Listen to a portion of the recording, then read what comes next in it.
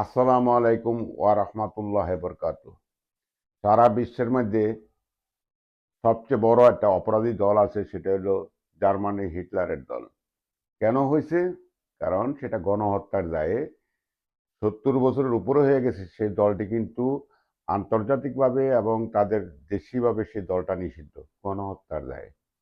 কিন্তু বাংলাদেশে জামাতে ইসলাম, যে নতুন দল এনসিপি, এবি পার্টি, এরা কেন সাফল্য হইতে পারতেছে না জানেন? কারণ বাংলাদেশে রাজনীতির মধ্যে চলে চাঁদা, দ্বিতীয় চলে নারী, তৃতীয় চলে মদ। তো এখন আদিন যে হাসপাতালটা আছে সেটা তো মালিক বোধহয় যে আকিজ গ্রুপ আছে উনি, তবে উনি কিন্তু একজন ইসলামের প্রতি অত্যন্ত দুর্বল, যার জন্য উনি এই কৌশলটা পারেন না, যেহেতু তার এইসব ধরনের নেশা ভেশা নাই, মদ, নারী, জুয়া।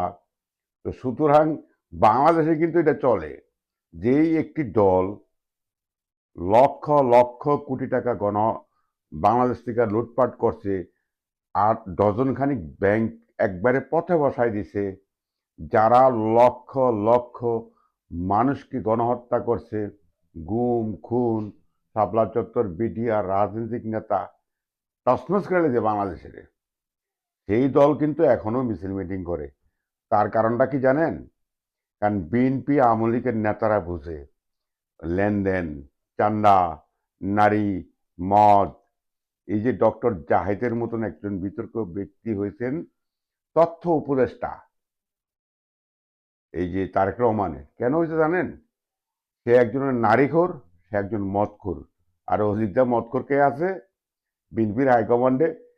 একবারে এ গ্রেডের মদখোর হইল শিলং সালাউদ্দিন, ফখরুল, এটি আছে না, এটি সব হালারা মদ খায়, সব হালারা নারীবাজি করে, সব হালারা হইল চান্দা খায়।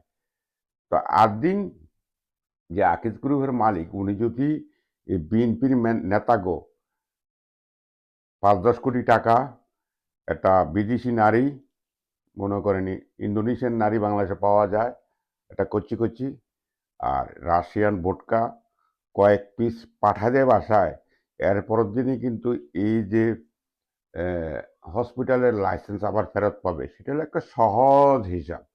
তো সুতরাং এই অভ্যাসগুলি যাদের আছে তারাই গেনার বাংলাদেশে। আপনি এই যে ফেসিস্ট হাসিনার মতো মানুষ, দল এখনো বাংলাদেশে জটিকা মিছিল করে, মিছিল মিটিং করে। তার কারণ কি জানেননি?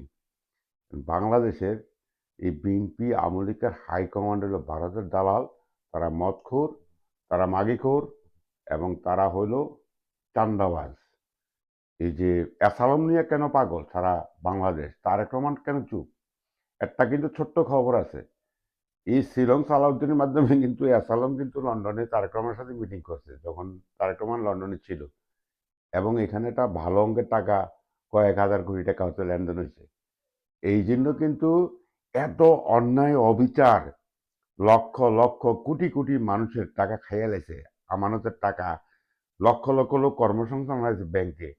তারপরে আপনারা দেখেন এই স্বৈরাচার খুনি হাসিনার এত অন্যায়, এত অপরাধ, এসালমের এত অন্যায়, এত অপরাধ, তারপরেও কিন্তু একবারে নীরব ভূমিকা পালন করতেছে বিএনপি। তার কারণ কি জানেন? ওই যে ৩টা অভ্যাস যদি আপনি কাজকে পূরণ করতে পারেন, আপনি সব বেকসুর খালাক তারা নীরব থাকবে। মদ, নারী এবং চান্দার টাকা, ডোনেশন, এটার নাম হলো বাংলাদেশ। এই জন্য জামাত, এনসিপি, এবি পার্টি বাংলাদেশ সাফল্য হইতে পারবো না রে ভাই। বাংলাদেশ জিন্দাবাদ, ইনকলাব জিন্দাবাদ।